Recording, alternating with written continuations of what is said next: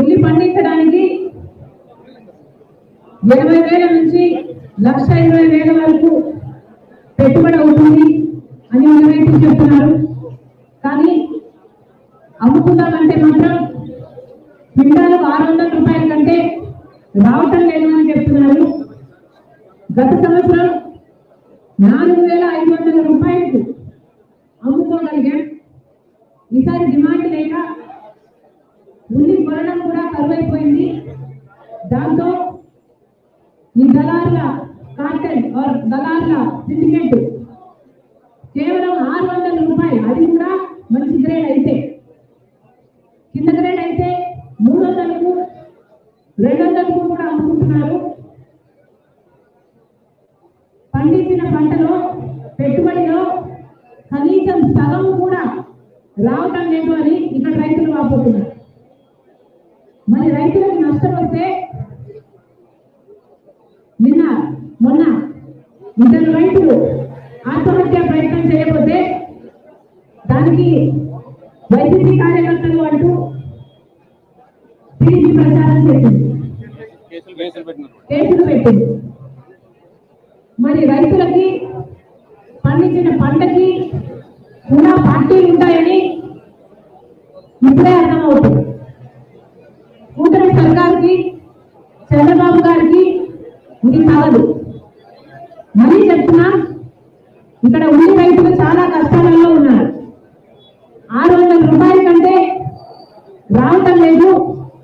చంద్రబాబు గారు difference amount మొదటి ధర 1,200 అయితే ఆ డిఫరెన్స్ అమౌంట్ ప్రభుత్వం ఇస్తుంది అన్న జాయింట్ కలెక్టర్ మాట మీద ఇక్కడ చాలా మంది రైతులకి నమ్మకం లేదు అని చెప్తున్నారు. మళ్ళీ చెప్తున్నా, చంద్రబాబు గారు ఇది వరకు కూడా ఇదే రకంగా మాటివ్వడం జరిగింది అని ఇక్కడ రైతులు చెప్తున్నారు.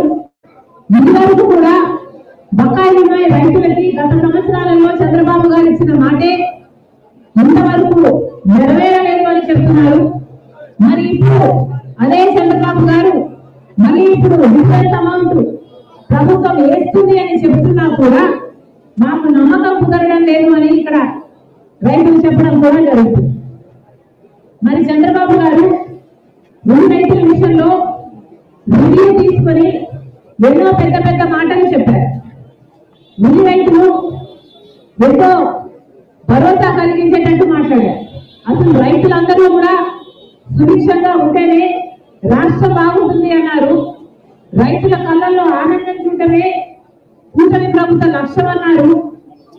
ఇక ఉల్లి రైతులు పండించిన రైతులకు భరోసా ఇస్తూ అసలు ఉల్లి ధర కోసం సమీక్షలు అవసరం లేదు, ఆర్థిక శాఖ పర్మిషన్లు అవసరం లేదు, ఎంత కావాలంటే అంత పెట్టి మేమే తీసుకుంటాం, ప్రభుత్వం తీసుకుంటుంది అని చంద్రబాబు గారు అన్నారు. అవసరమైతే మార్కెట్ వీళ్ళని కూడా దించుతాం, అలాంటి సంస్థలను కూడా దించుతామని అన్నారు. ఉల్లి రైతులు ఏ మాత్రం చింత చెందాల్సిన అవసరం లేదు. ఉల్లికే కాదు, మిరపకైనా లేకపోతే వేరే పంటలకైనా పొగాకుకైనా చంద్రబాబు గారు చెప్పడం బయట విదేశాలలో నుంచి కూడా ఆర్డర్లు తీసుకొస్తామన్నారు. మరి చంద్రబాబు గారిని కాంగ్రెస్ పార్టీ ప్రశ్నిస్తుంది, ఏమైపోయింది? ఇన్ని మాటలన్నీ ఏమైపోయాయి? ఆర్డర్లు ఎక్కడున్నాయి? డిమాండ్ ఎక్కడుంది? ఈరోజు డిమాండ్ లేక, ధర లేక ఈరోజు ఇక్కడ ఉన్న రైతులంతా నష్టానికి అమ్ముకుంటున్నారు. మరి చంద్రబాబు గారు దానికి ఏం సమాధానం చెప్తారు? మార్కెట్ వస్తుందన్నారు, డైరెక్ట్ గా కొనుగోలు చేసేటట్టు చేస్తామన్నారు. మరి వాళ్ళు ఎందుకు రాలేదు? వాళ్ళైనా కనీసం 1,200కి ఎందుకు కొనటం లేదు? పోనీ మీరిచ్చిన 1,200 గ్యారంటీకి మీరైనా ఇంతవరకు ఒక్కరికైనా ఒక్క అకౌంట్ అయినా డబ్బులు ఎందుకు వేయలేదు?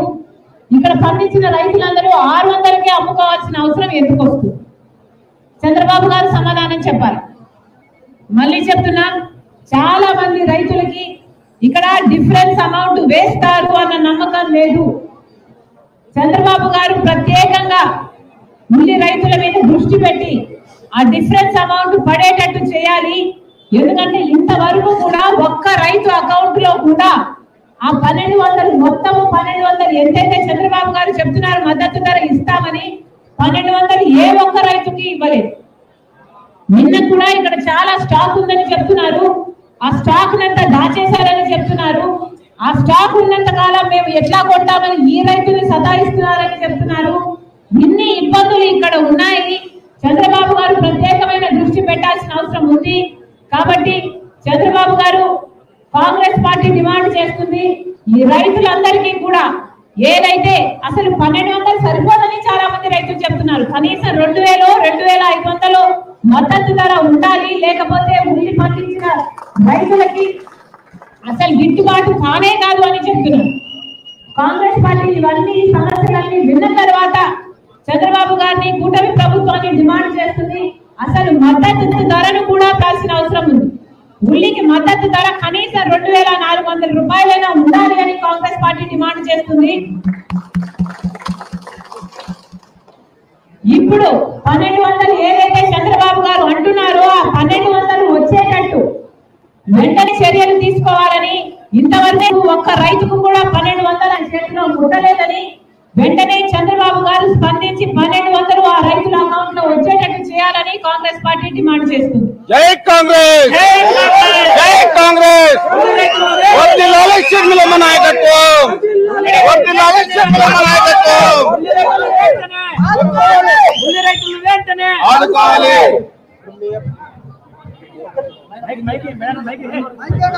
మీ అబ్బాయి రాజారెడ్డి ఫస్ట్ టైం వచ్చాడు, ఏమన్నా పొలిటికల్